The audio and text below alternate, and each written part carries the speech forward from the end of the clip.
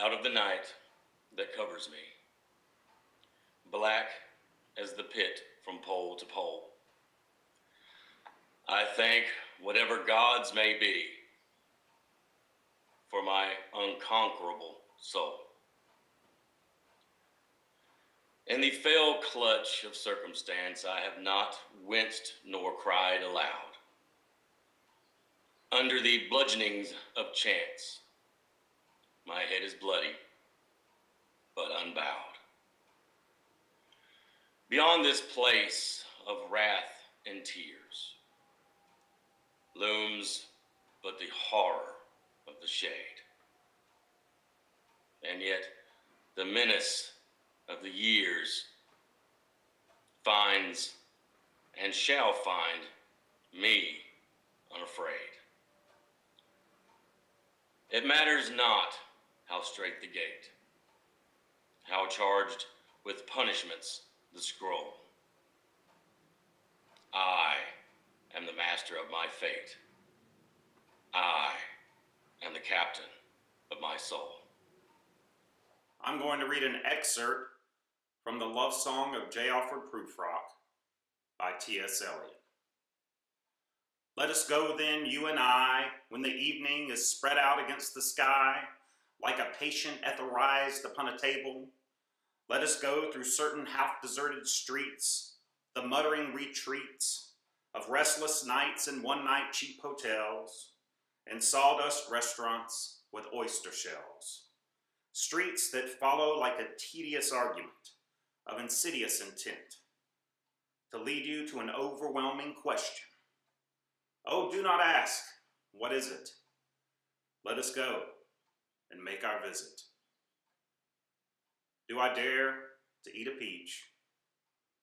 Do I dare disturb the universe? Thank You by Ross Gay. If you find yourself half naked and barefoot in the frosty grass, hearing again the earth's great sonorous moan that says you are the air of the now and gone, that says all you love will turn to dust and will meet you there, do not raise your fist, do not raise your small voice against it, and do not take cover. Instead, curl your toes into the grass. Watch the cloud ascending from your lips. Walk through the garden's dormant splendor. Say only thank you, thank you. Bright star, would I were as steadfast as thou art. Not in lone splendor hung aloft the night, and watching, with eternal lids apart, like nature's patient, sleepless eremite. The moving waters, at their priest-like task of pure ablution round earth's human shores, or gazing on the new soft-fallen mask of snow upon the mountains and the moors. No, yet, still steadfast, still unchangeable, pillowed upon my fair love's ripening breast, to feel forever his soft fallen swell, awake forever in a sweet unrest, still to hear her tender taken breath, and so live ever, or else swoon to death.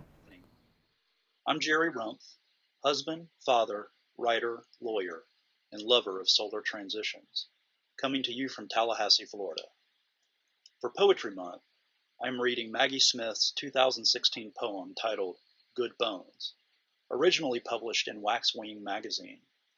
If you're not familiar with Maggie Smith, you need to be, as you will know when you hear this poem. So, without further ado, here we go. Good Bones by Maggie Smith. Life is short, though I keep this from my children. Life is short, and I've shortened mine in 1,000 delicious, ill-advised ways. 1,000 deliciously ill-advised ways I'll keep from my children. The world is at least 50% terrible, and that's a conservative estimate, though I keep this from my children. For every bird there is a stone thrown at a bird.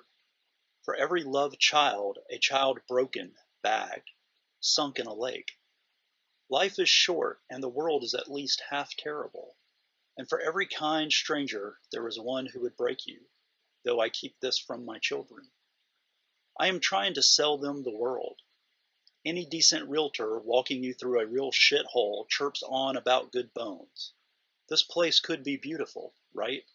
You could make this place beautiful. All right, that was Good Bones by Maggie Smith.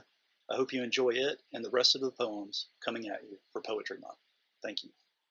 Hello, everyone. My name is Casanova Green, and I am a poet who's a part of the Southern Collective Experience. And I want to read to you a poem that really changed my life and since 7th grade, and it's Nothing Gold Can Stay by Robert Frost. Nature's first green is gold. Her heart is hue to hold. Her early leaves a flower, but only so an hour. Then leaf subsides to leaf, so Eden sank to grief. So dawn goes down to day. Nothing gold can stay. And I'm going to be reading the last 15 lines of a poem called Each and All by Ralph Waldo Emerson. This poem is about the nature of beauty, the idea that the beauty or worth of a thing is intrinsically linked to the whole of its experience.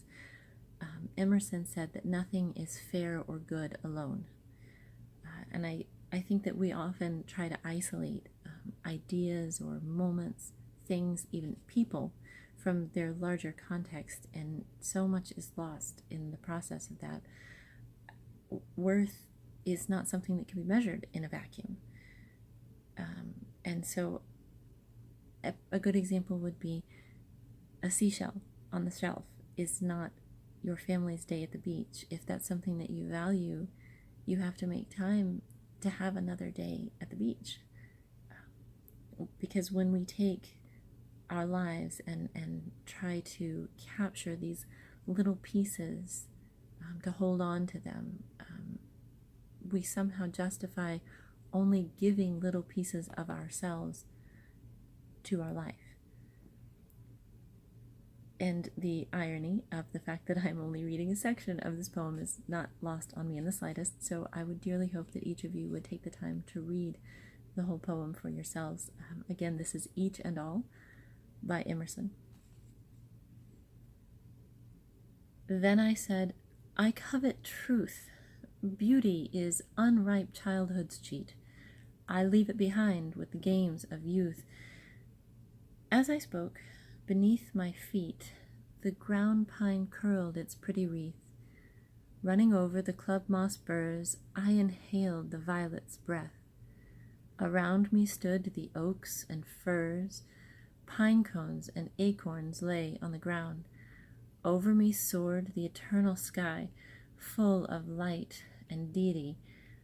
Again I saw, again I heard, the rolling river, the morning bird. Beauty through my senses stole. I yielded myself to the perfect whole.